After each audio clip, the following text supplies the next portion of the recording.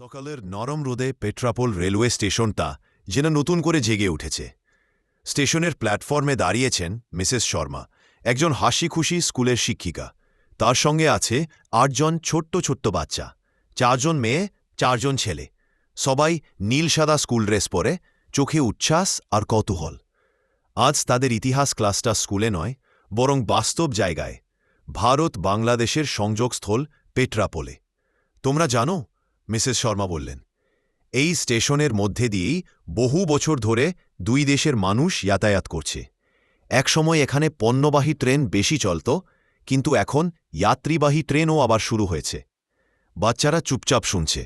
হঠাৎ তন্ময় হাত তুলে প্রশ্ন করল, ম্যাম, আগে কি এখানে যুদ্ধ হয়েছিল? মিসেস শর্মা হাসলেন।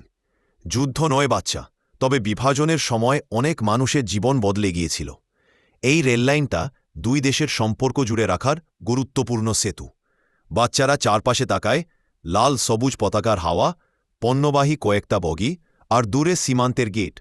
মনে হচ্ছে যেন বইয়ের ইতিহাস হঠাৎ চোখের সামনে জীবন্ত হয়ে গেছে।